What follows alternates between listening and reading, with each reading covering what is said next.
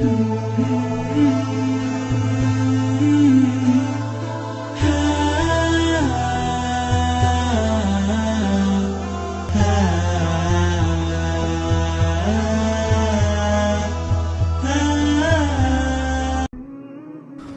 tentu kita harus menyadari ya, setiap ibadah itu pasti digoda oleh syaitan untuk kita tidak lakukan maksimal, atau kalaupun kita lakukan maka berkurang pahalanya.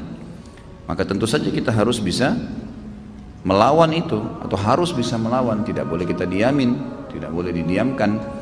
Jadi cara melawan kiat-kiat melawan syaitan, pertama menyadari bahwasanya memang ada syaitan yang menggoda kita, membisikkan. Setiap bisikan negatif jangan diiyakan. Riak lah, menghayal ya, itu harus bisa dilawan.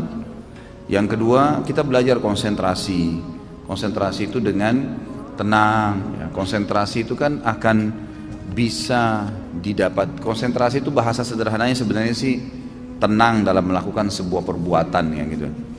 Jadi kita lihat orang-orang yang konsentrasi itu, kalau baca ayat tenang, kalau melakukan satu perbuatan tenang ya. Dia fokus sehingga memang maksimal dalam gerakan, dalam ucapan, penyampaiannya, tutur katanya, semua tertutur rapi gitu, tertata rapi. Itu semua karena memang dia coba ya konsentrasi di situ. Jadi kita konsentrasi dalam sholat, dan yakinilah dalam konsentrasi itu setiap gerakan dan ucapan akan ada nilai pahalanya di sisi Allah Subhanahu wa taala, ya. Jadi kita harus bisa tahu itu. Kemudian pada saat syaitan berhasil mencuri sebagian pahala, misal kita tiba-tiba mau mengkhayal, segera kita kembali.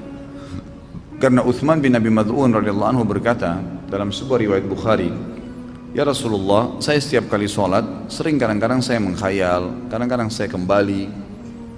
Kata Nabi SAW, itu godaan syaitan yang berjulukan atau bernama khinzib atau khanzab. Ada dua riwayat yang menyebutkan tentang barisnya ini, yang bertengkar di sebelah kiri kuping musalli, yang mengingatkan dia semua apapun yang membuat dia tidak konsentrasi. Kalau datang kepadamu, bacalah isti'adzah a'udzubillahi minasyaitonirrajim, dan meludahlah sebelah kiri 3 kali dengan ditiup ya, 3 kali. Maka kata Utsman bin Abi Mad'un radhiyallahu anhu, setelah saya amalkan maka tidak lagi bisa syaitan menggoda saya. Ulama menambahkan kiatnya adalah juga menjauhkan diri dari kemaksiatan. Jadi kalau sampai saat ini teman-teman masih merasa saya kalau sholat tidak bisa khusyuk, atau saya kalau mau baca Quran masih malas lah berbuat ibadah ya. Selain godaan syaitan, juga ada penyebab faktor adanya dosa yang masih mengganjal. Coba untuk muhasabah deh, dosa apa yang masih saya lakukan nih dalam sebulan atau dalam seminggu, atau yang rutin lah dalam kegiatan sehari-hari dari pagi sampai malam. Dosa apa yang saya lakukan? Coba muhasabah, diingat. Kalau enggak, mungkin dalam minggu, dalam 1 minggu gitu kan. Mungkin dalam harian antum masih bisa ngontrol, tapi dalam 1 minggu apa nih? Nah itu dosa-dosa itu kalau kita bermuhasabah insya Allah dan kita tutup pintunya, maka akan membawa kita pada kekhusyuan ibadah. Jadi sholatnya bisa lebih khusyuk, baca Quran bisa lebih nyaman. Kalau mau ngerjakan ibadah itu jadi ringan, lebih ringan. Mau sholat malam bangunnya ringan, itu karena memang sudah tidak ada beban dosa. Jadi dosa itu juga menjadi penghambat, memang menjadi penghambat. Itulah yang dikatakan oleh Imam Syafi'i yang pernah saya sampaikan ya. Beliau belajar kepada gurunya Imam Waqi'. Jadi setiap kali Imam Syafi'i rahimahullah dikasih pelajaran oleh gurunya Imam Waqi', hafalan segala selalu lupa. Lalu Imam Syafi'i mengatakan dalam pepatah syair yang masyhur, syaqautu ila Waqi' su'a hifdhi, saya mengeluhkan kepada Imam Waqi' tentang buruknya hafalanku, setiap hafal pasti lupa. Fa arsyadani ila tarkil ma'asi, maka dia perintahkan saya untuk meninggalkan dosa, maksiat. Imam Syafi'i bingung, dosa apa nih yang saya lakukan gitu. Dia coba bermuhasabah dalam kegiatan sehari-harinya, umumnya semuanya sudah berusaha dijaga, makanannya, minumannya, pakaiannya halal, pergaulannya bagus-bagus saja gitu. Maka dia lalu mulai melihat, ternyata gitu kan, kalau beliau mau jalan dari rumahnya ke rumahnya Imam Waqi' melewati sebuah pasar, dan waktu itu di pasar itu masih ada perempuan-perempuan yang tidak pakai jilbab. Kadang-kadang di pasar itu ada transaksi-transaksi yang haram, ada kezaliman. Maka Imam Syafi'i bilang, tinggal ini nih yang saya belum coba nih. Ini beliau cuma lewat ya di pasar itu, nggak mampir, nggak punya toko di situ, nggak ikut transaksi. Kemudian beliau bilang, saya ganti jalurnya, tadinya lewat di depan pasar, sekarang lewat belakang pasar, jadi nggak lihat pasar lagi, ke rumahnya Imam Waqi. Lalu dia hubungkan perkataan Imam Waqi setelahnya, wa akhbarani bi anna ilma nur wa nurullahi la yu'ta li 'asi. Dan disampaikan kepada saya bahwasanya ilmu itu adalah cahaya dari Allah, dan cahaya Allah tidak bisa dikasih, tidak bisa didapatkan kecuali pada orang yang bermaksiat.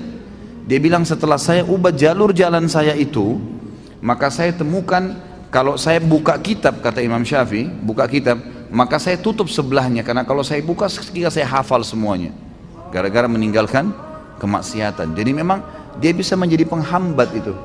Coba bermuhasabah, insya Allah dengan menjaga diri dari kemaksiatan, maka salah satu faktor untuk membuat kita bisa khusyuk dalam ibadah.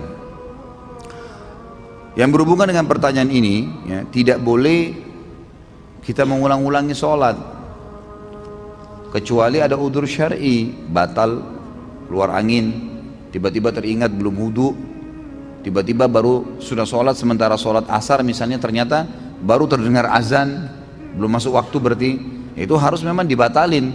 Tapi kalau hanya karena tidak khusyuk lalu diulangin, ini godaan syaitan yang lain lagi nih, karena ini perbuatan bid'ah. Nggak boleh ngulangin sholat yang sudah dikerjakan.